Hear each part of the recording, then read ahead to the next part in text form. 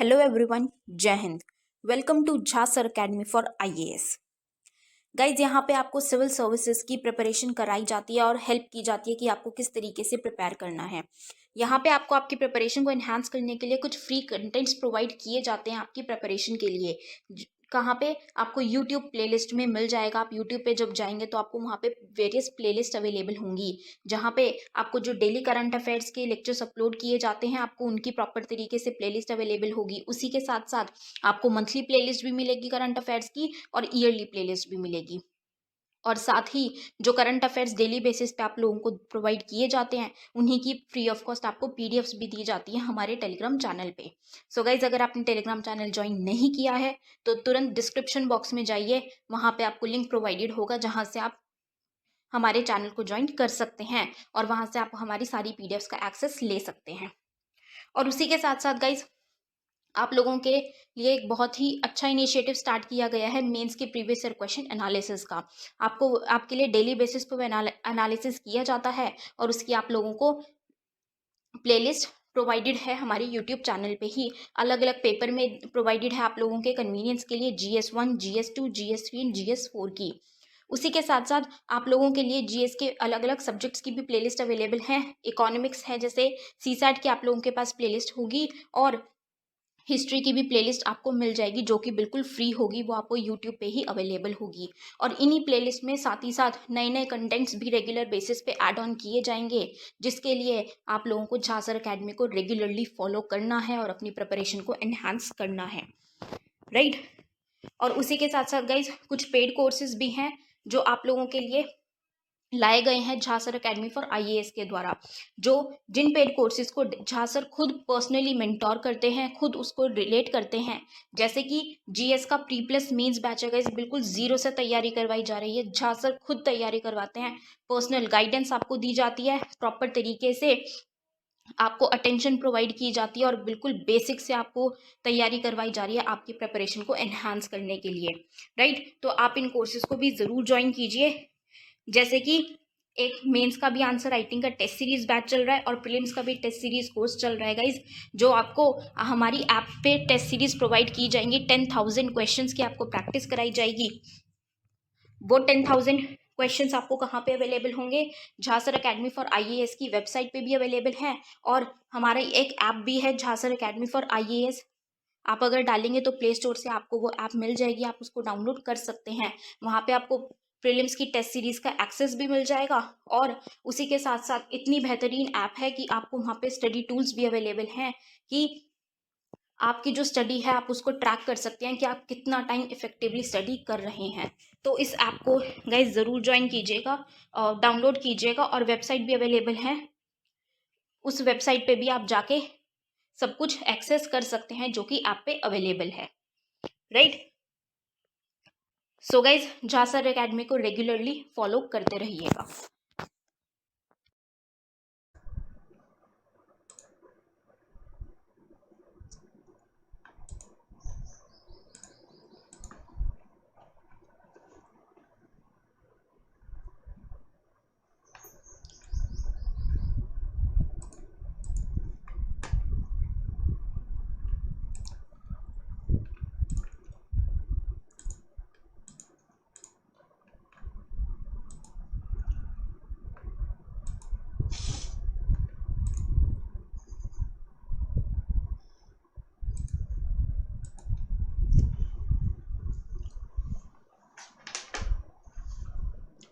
Good morning, नमस्कार।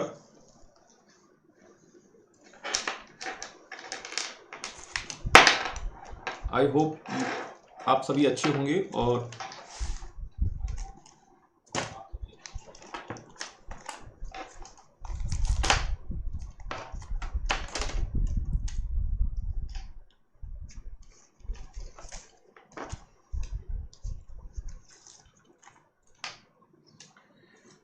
चलिए, good morning, नमस्कार, अभिनंदन है आप सभी का।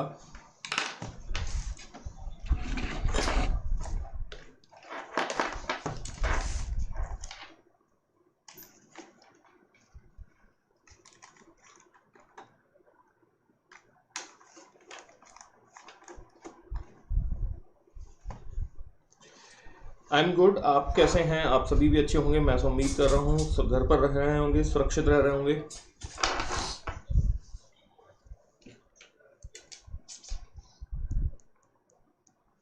चलिए, तो आज की कहानी को शुरू करते हैं। और आज की कहानी शुरू होगी हमारी औरंगजेब के साथ।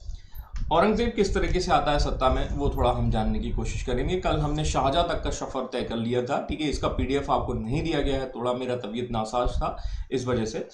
और अब हम औरंगजेब की बात करने वाले हैं। तो औरंगजेब जो है वो लगभग 50 वर्षों तक शासन करने वाला है, ठीक है। और ये इनका जो टाइम पीरियड है वो मुगल साम्राज्य का एक पीक पॉइंट हो जाएगा, ठीक है। जैसे कहा जाता ना है कि एक पीक आता है और वो पीक आने के बाद फिर डाउनफॉल होता है। तो ये वो टाइम है जब मुगल डायनेस्टीज अपने चरम पर होगा, पीक पर होगा, then they are going to decline, ठीक है। ये आपको थोड़ा सा यहाँ डिक्लाइन देखने को मिलेगा, ठीक है। इसके बाद हम देखते हैं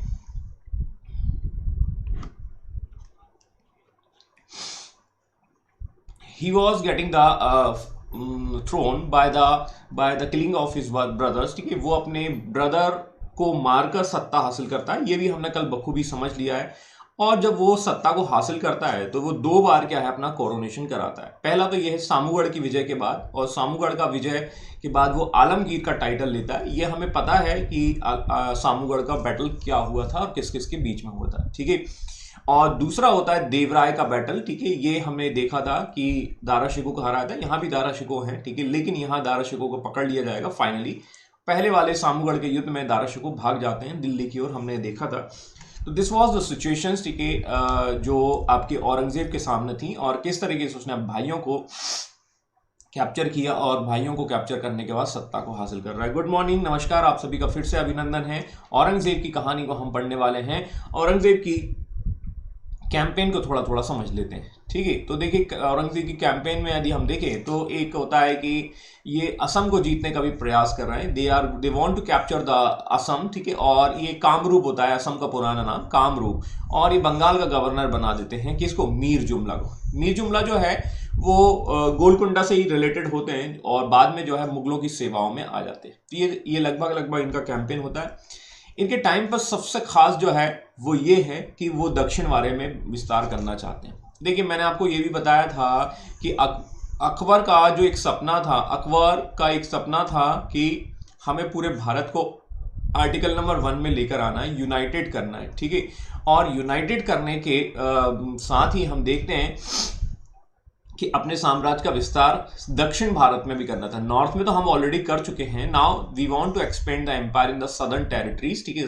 दक्षिण भारत में भी हम कैंपेन को लेके जाना चाहते हैं। अब यहां पर क्या होता है कि वो एक मुस्लिम तो है ही, लेकिन वो एक कट्टर है। उसमें जो है दैट मीन्स हार्डकोर सुन्नी मुस्लिम वो कहा जाता है। और दूसरा वो क्या करना चाहता है, वहां के शिया पर अपना अधिकार स्थापित करना चाहता है। और ये आपको शिया और सुन्नी पता ही है, ठीक है। शिया और सुन्नी के बीच में लगातार जो है वो सत्ता के लिए, मतलब जो विचारधारा की लड़ाई होती रहती है। तो औरंगजेब वाज सुन्नी और जो दक्षिण के सुल्तान है वो शिया है। इन सच कंडीशंस वो कहीं ना कहीं वो उनको कैप्चर करना चाहता है। हम डिस्कस कर रहे हैं साउथ कैंपेन के उद्देश्य की, साम्राज्य का विस्तार करना। दूसरा, वो मुस्लिम है और वो सुन्नी है और वो शिया पर अधिकार करना चाहता है। This is the second reason. दूसरा हम देखेंगे कि अकबर का सपना है, ठीक है। अकबर का सपना है कि आर्टिकल नंबर 1 तो अपने पूर्वजों को वो कंप्लीट करना चाहता है। He was the person who want to do this kind of the work. और इस समय तक आते आते तक मराठा भी एक पावर के रूप में डेवलप हो रहे हैं। They are going to expand the empire, ठीक है, just like this. In such condition Delhi का बादशाह, या कह सकते हैं जो आपका औरंगजेब है, वो इस क्षेत्र को कैप्चर करना चाहता है। और अभी हमारे पास 2 एरिया और बचे हुए हैं, बीजापुर और गोलकुंडा। बीजापुर और गोलकुंडा स्टिल अभी भी हमारे हाथ के बाहर है, अभी भी मुगलों के हाथ से बाहर हैं, ये हम देखेंगे, ठीक है। और इसी के तहत वो 2 क्षेत्रों को जो है कैप्चर कर लेता है। देखिए, मैंने आपको ये बताया था जो दक्कन के सुल्तान हैं, ठीक है, बहमनी सुल्तान, और उसमें हमने देखे थे अहमदनगर, बरार, ठीक है, बीजापुर, है ना। और उसके बाद आपने देखा था गोलकुंडा, और एक और था आपका, मुझे याद नहीं आ रहा, हाँ जो भी है। तो इनमें से सबसे जो अहमदनगर बचता है, एक बीजापुर बचता है और एक गोलकुंडा बचता है। ये 5 थे, तो ये 5 में से 3 बचे और 3 में से अब 2 बचे।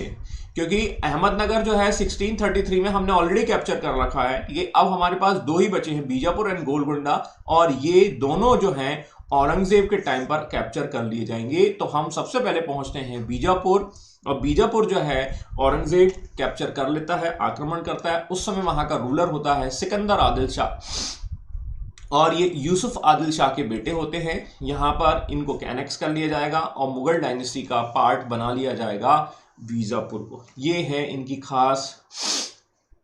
सिकंदर आदिल शाह को 1 लाख की पेंशनर दी जाएगी और उसे खान का टाइटल दिया जाएगा। तो ये एक तरह से क्या है, एक ट्रीटी हो रही है, एक गठबंधन हो रहा है, और इस तरीके से वो हमें देखने को मिलेगा। इसी क्रम में जब हम आगे बढ़ते हैं तो गोलकुंडा को भी हम कैप्चर कर लेते हैं। तो ये दोनों बहुत पूछे जाते हैं, बीजापुर और गोलकुंडा किसके समय पर मुगलों में मिला लिए गए, तो आपको औरंगजेब याद रखना होगा, ठीक है। और Abul Hasan Qutub Shah was the ruler, ठीक है, ड्यूरिंग द टाइम, ठीक है। और उस समय जो रूलर होते हैं, यहां पर 2 ऑफिसर्स होते हैं, मदन्ना और अकन्ना, ठीक है, हर समय चौकन्ना, ठीक है, ऐसा हम कह सकते हैं। और यहां पर हम देखते हैं कि इन्होंने इस कैंपेन को कुछ इस तरीके से किया, क्योंकि ये 2 अधिकारी होते हैं जो कुतुब शाह की तरफ से लड़ते हैं। They are very brave officers, ठीक है, सीधी सी बात है, ये काफी ब्रेव ऑफिसर्स हैं, और ब्रेव ऑफिसर्स जो हैं वो इनको जीतने नहीं देंगे।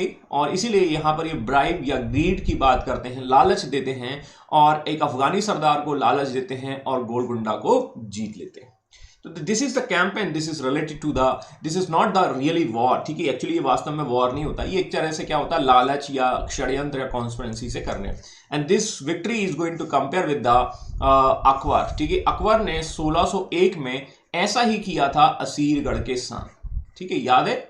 असीरगढ़ का विक्ट्री 1601 में हमने किया था, और असीरगढ़ के किले को हमने कुछ ऐसे ही खोला था, दैट मीन्स, ठीक है, गोल्डन की से ऐसा कहा जाता है। तो ये भी कुछ ऐसा ही है, मतलब क्या कर रहा है, ठीक है, बाय हुक और कुक, ठीक है, साम दाम दंड भेद, इसके द्वारा विजय हासिल करने की कोशिश की जा रही है। और ये सिचुएशन इस तरीके से देखने को मिलती है।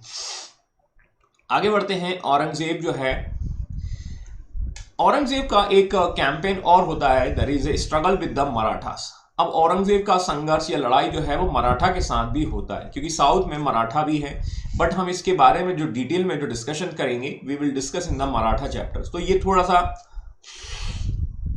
यदि हम यहां कर लेंगे तो मराठा का चैप्टर में हम थोड़ा सा मतलब सीक्वेंस हमारी गड़बड़ हो जाएगी। तो यहां पर मैंने ये रखा हुआ है कि we will discuss this in the Maratha chapters, ठीक है। एक्चुअली मराठा का जो चैप्टर है उसमें हम देखेंगे कैसे वो उनका राइज होता है, कैसे वो शुरू होते हैं, ठीक है। राइज से शुरू होते हुए वो हम देखेंगे उनके छत्रपति का सफर तय करेंगे। छत्रपति मतलब शिवाजी, ठीक है। शिवाजी के बाद हम देखेंगे साहू जी है, ठीक है। और ऐसा करते करते हमारे पास पावर जो है वो पेशवा के पास आ जाती है, और पेशवा के पास पावर आती है, फिर उसके बाद हमें एंग्लो मराठा वॉर देखने को मिलेगा। तो ये मैंने एक मराठा का जो चैप्टर बनाया है, ठीक है, वो पूरा है, अभी आप देखेंगे, ठीक है। मराठा का जो चैप्टर है from the sting, that means from the starting, ठीक है, बिल्कुल स्टार्टिंग से हमने देखा है, और इसको एंड तक लेके जाएंगे 1818 तक। और स्टार्टिंग जो है वो शिवाजी के कैंपेन से शुरू हो जाती है, मतलब शिवाजी से ही हम किसकी कैंपेन देखेंगे, हालांकि उनके फादर जो है शाहजी भोसले, उनका भी थोड़ा बहुत देखेंगे डिस्कशन, ठीक है।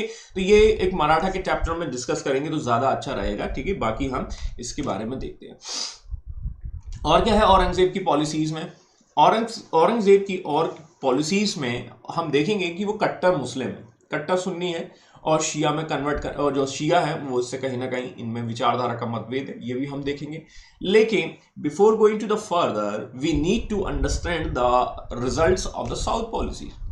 दक्षिण नीति के परिणाम के फलस्वरूप क्या चेंजेस आते हैं, क्या परिणाम होता है, क्या इस तरीके से सिचुएशन मिलती है। And some of the historians are talking about that कि this is the reason of decline of the Mughal dynasty. Aurangzeb की जो दक्षिण की जो नीति है वो कहीं ना कहीं, दक्षिण की जो नीति है वो उनके एम्पायर के डिक्लाइन का कारण बन जाएगा।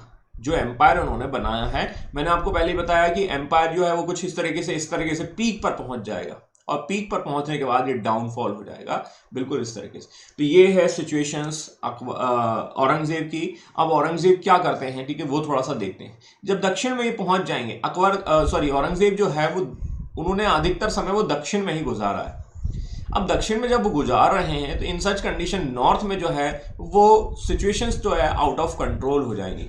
अभी आप देख लीजिए, सिंपल सी बात है, हमारे देश का प्रधानमंत्री चुनाव प्रचार करने में लगा हुआ है, 2 कौड़ी का काम करने में लगे हुए हैं, ठीक है।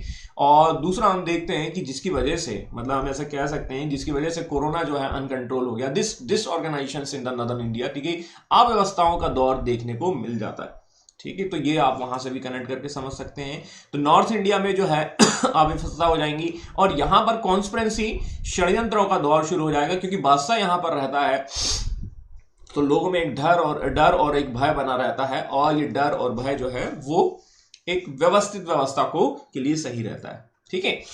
और क्या होता है, औरंगजेब है, औरंगजेब की जो पॉलिसीज हैं, वो पॉलिसीज जो हैं वो एक तरह से रिलीजन्स पर आधारित है, थोड़ा सा हम कह सकते हैं, हालांकि वो पॉलिटिकल ज्यादा है, ठीक है, लेकिन रिलीजन्स पर आधारित भी हैं। दूसरा हम देखेंगे, मराठाओं से इनकी कैंपेन जो है लगातार होती है। अब मराठाओं का जो उदय होता है, वो ये कहते हैं कि भैया हमारा जो राज्य है वो स्वराज होना चाहिए।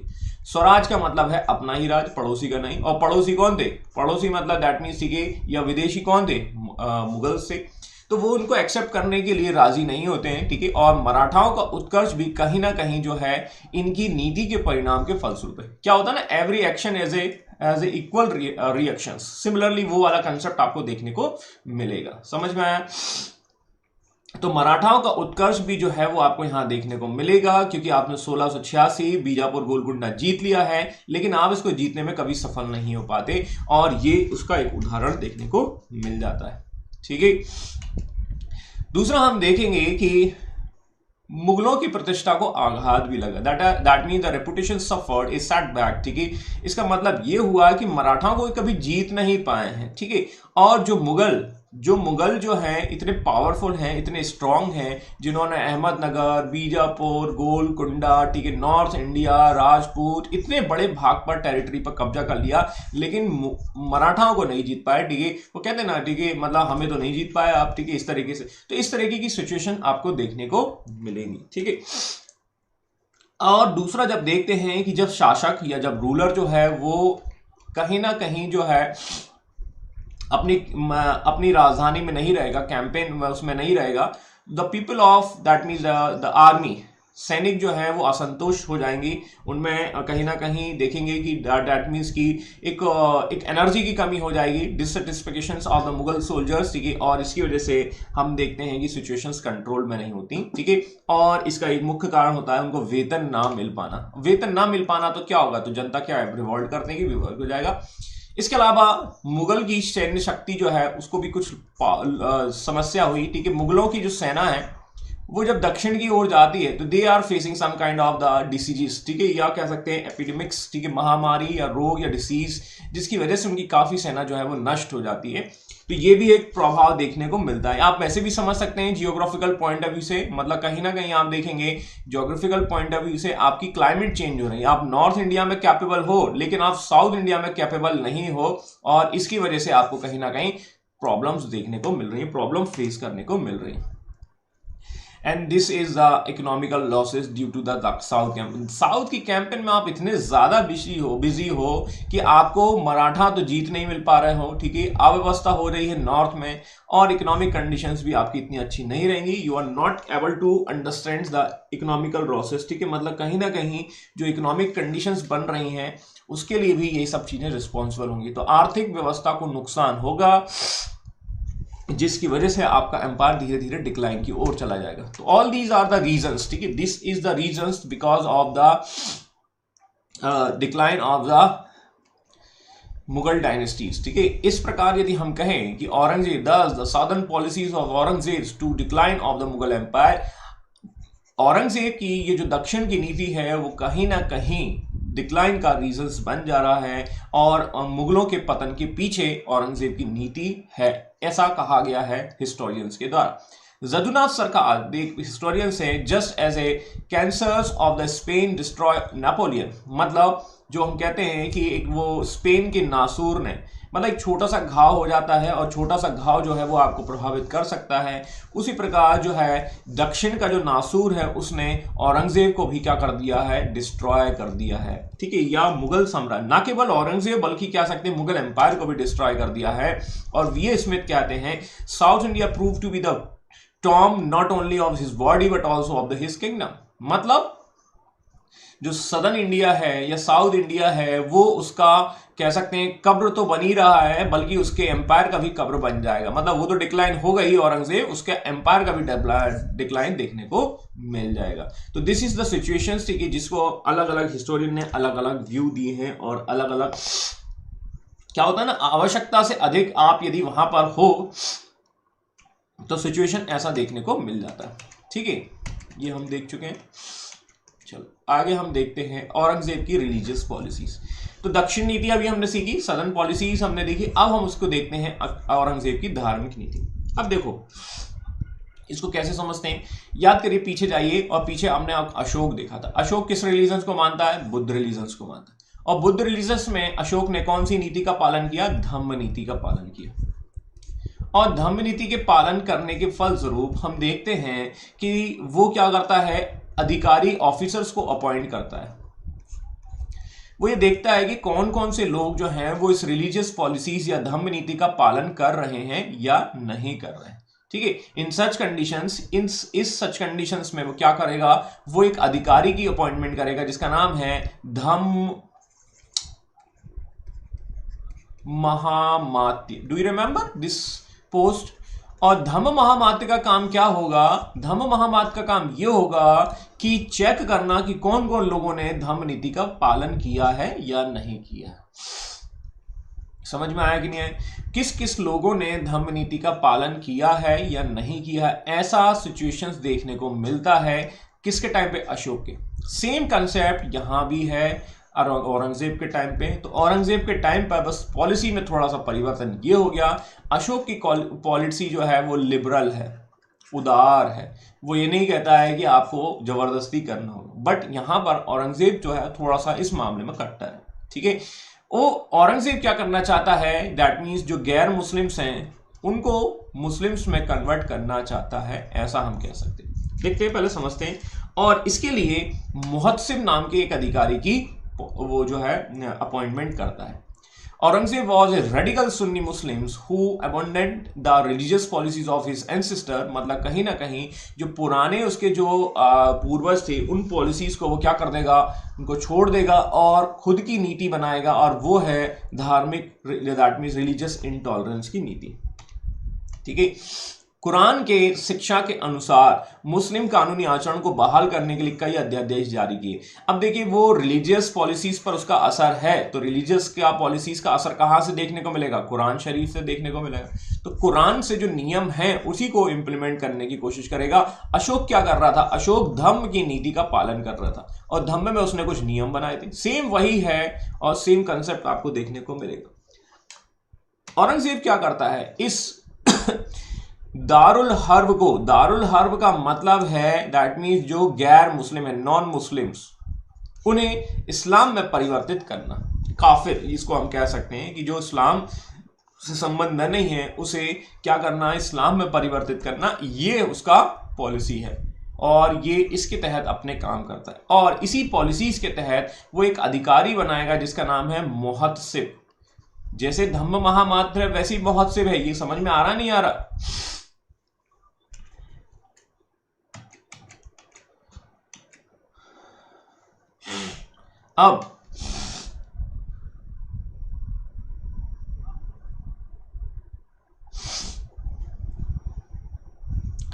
अब इसी वजह से वो कुरान को इतना ज्यादा मानता है, वो अल्लाह को इतना ज्यादा मानता है, इतनी कट्टरता उसमें है कि उसने क्या किया, उसने ये किया कि जो क्वाइंस होते हैं उसमें यदि अल्लाह का नाम लिखा है तो उसे उसने क्या कर दिया, बंद करवा दिया।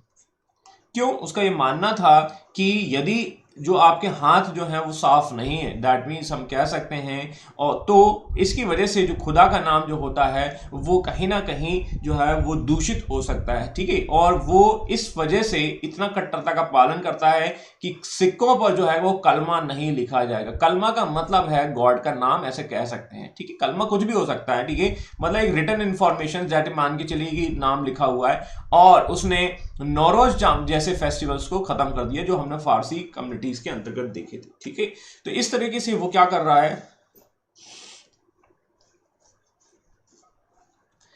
अपनी पॉलिसीज को इंप्लीमेंट करने की कोशिश कर रहा है। और इन चीजों पर नियंत्रण कंट्रोल करने के लिए एक अधिकारी लेकर आएगा जिसका नाम है Muhtasib. Muhtasib is nothing but the same work that is related to the Dhamma Mahamatya. Dhamma Mahamatya यदि आपको याद है, और वो धम्म नीति का पालन करवाता है, और ये धम्म नीति अशोक ने बनाई थी। तो सेम वही है यहां पर।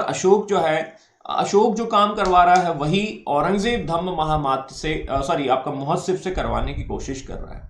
लेकिन अशोक का काम जो है वो थोड़ा लिबरल है। अशोक का काम जो है थोड़ा सा आपको देखने को मिलेगा, अशोक जो है लिबरल है, लेकिन यहां पर कट्टरता देखने को मिलेगी औरंगजेब के कैरेक्टर में। ये क्लियर हो रहा है नहीं हो रहा है? आज मेरी थोड़ी तबीयत सही नहीं है, ठीक है, तो शायद वो एनर्जी नहीं होगी जो होनी चाहिए मेरे हिसाब से। मुझे जुकाम हो रखा है। चलो, और इसी तरह वो क्या करता है, हिंदुओं पर भी जजिया लगाता है, और जजिया के साथ साथ कई त्योहारों पर रोक लगा देता है। तो this is the policies, this is by the Aurangzeb, and this kind of the policies is the reasons behind the Darul Harb to Islam. मतलब वो दारुल हर्ब को दारुल इस्लाम में कन्वर्ट करवाना चाहता है। ये है औरंगजेब का रिलीजियस पॉलिसी, ऐसा हम समझ सकते हैं, ठीक है। औरंगजेब की धार्मिक नीति के तहत कई मंदिरों को नष्ट करवाया गया। देखिए, लेकिन एक्चुअली क्या है, यदि इसमें बहुत सारी चीजें हैं रिलीजन्स को, ये मतलब देखो हमारे यहाँ क्या बताया गया है कि इन्होंने मंदिरों को नष्ट करवाया, लेकिन वास्तव में इन्होंने मंदिरों के नष्ट कराने के साथ साथ कई मंदिरों को दान भी दिया है, ठीक है। तो अभी तो बुक्स में जो लिखा है वो हम थोड़ा सा डिस्कस कर रहे हैं, लेकिन मोटे तौर पर हम देखते हैं कि इनके द्वारा कई ऐसे काम भी किए गए हैं। तो ये जैसे मथुरा है, अहमदाबाद है, विश्वनाथ है और सोमनाथ, इन मंदिरों को नष्ट करवाया गया है। ये एक ही पक्ष है, ठीक है, that is the single side of the.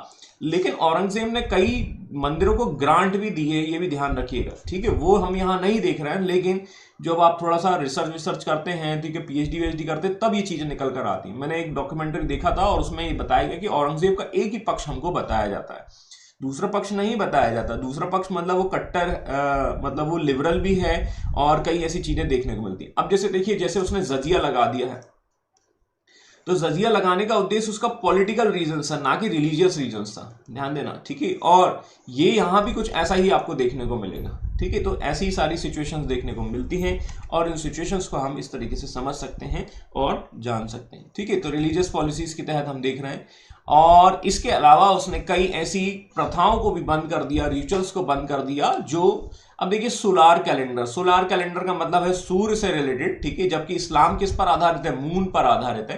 तो बोला कि यार नहीं यार, ये सोलर वाला जो है वो बंद कराओ, ठीक है। इसके बाद देखेंगे तुलादान का मतलब है एक तराजू लगा दी जाती है, और तराजू के नीचे जो है वो आपका जो एक बादशाह होता है वो क्या कर दिया जाता है, उसको लड्डू से तोला जाता है, सोने से तोला जाता है। ये चीजें हैं तुलादान, उतने वेट का आपको दान कर दिया जाएगा। झरों का दर्शन, याद करिए नूरजहां कल झरों का झांक रही थी, ठीक है, तो वो हमने देखिए, खिड़की से झांकना इसका is nothing but that is झरों का दर्शन, ठीक है। तो ये है झरों का दर्शन की कहानी, और ये सब बंद करवा देते हैं औरंगजेब, ठीक है। इसके अलावा उनके आदेशों को जो कहा गया, जो कुछ भी उन्होंने फरमान निकाले हैं, आदेश निकाले हैं, और उसे कहा गया है जवाबित ए आलमगीरी। ये एक मतलब एक कह सकते हैं कि उन्होंने अपना ऑर्डर दिया है, और इस ऑर्डर को यहाँ पर इन्होंने देने की कोशिश की। तो ये एक तरह से फरमान हो गया जवाबित ए आलमगीरी। मतलब आलमगीर जो है वो कहीं ना कहीं अपना एक आदेश दे रहे हैं, एक ऑर्डर दे रहे हैं, और ये ऑर्डर जो है वो आपको इस तरीके से देखने को मिलेगा। उनके बारे में कहा जाता है कि उसे कुरान की बहुत सी आयतें याद थी, ठीक है, और इसलिए उसे एक पीर कहा जाता था। पीर मतलब याद करिए गुरु, डू यू रिमेंबर, ठीक है। और जिंदा पीर का मतलब है जीता जागता पीर कहा जाएगा। शाही दरवेश मतलब कह सकते हैं कि दरवेश का मतलब है जिसे काफी ज्यादा ज्ञान हो इन चीजों के बारे में, और शाही मतलब रॉयल, ठीक है, मतलब रॉयल फैमिली का एक दरवेश परिवार का सदस्य, ठीक है। वो कभी भी वाइन नहीं पीता था, ऐसा कहा जाता है, ठीक है। और वो शराब, शवाब, कबाब, इन चीजों से थोड़ा सा दूर रहता था, ऐसा हम कह सकते हैं। पार्टी वार्टी थोड़ा सा नहीं करते थे, ऐसा हम समझ सकते हैं, ठीक है। He was very strict that means ruler, ठीक है। थोड़ा सा यहां पर हम समझने की कोशिश करें धार्मिक नीति के परिणाम से क्या हुआ, the because of the religious policies. अब देखिए, जैसे हमने देखा था दक्कन की नीति जो हुई थी, उस दक्कन की नीति की वजह से मुगल एम्पायर जो है डाउनफॉल की ओर जा रहा है। सेम कुछ ऐसा ही यहां पर भी देखने वाले हैं। औरंगजेब की जो धार्मिक नीति है उसकी वजह से हिंदू और मुस्लिम्स के बीच में जो एक फ्रेंडशिप हुआ करती थी वो खत्म हो जाएगी। समझ में आया कि नहीं है? देखो एक और व्यू है, औरंगजेब जैसा भी हो हमें नहीं मालूम है, अकबर, हमारे यहां अकबर को ज्यादा प्रोमिनेंट रूलर बनाया जाता है, प्रिविलेज दिया जाता है। औरंगजेब को प्रिविलेज या प्रोमिनेंट कहां बताया जाएगा? पाकिस्तान में बताया जाएगा। ठीक है, तो पाकिस्तान पीएससी में यदि आप देखेंगे तो औरंगजेब को उस नजरिए से देखा जाएगा कि यार ये हमारा हीरो है। ठीक है, मैं आज की क्लास को हम यहीं होल्ड कर रहे हैं। ठीक है, मैं मतलब आगे कंटिन्यू नहीं कर रहा हूँ, ये क्लास को हम आगे कंटिन्यू करेंगे। थोड़ा मेरा तबीयत सही नहीं है, मुझे मतलब जुकाम हो रखा है, तो आपकी यदि दीक्षा हो तो हम इसको कल कंटिन्यू करें। आई होप मेरी बात आप समझ पा रहे होंगे। You guys getting my voice properly? Could you please confirm? इसको हम यहीं शट डाउन कर रहे हैं, ये वाली क्लास को हम कल कंटिन्यू करेंगे, है ना? थोड़ा सा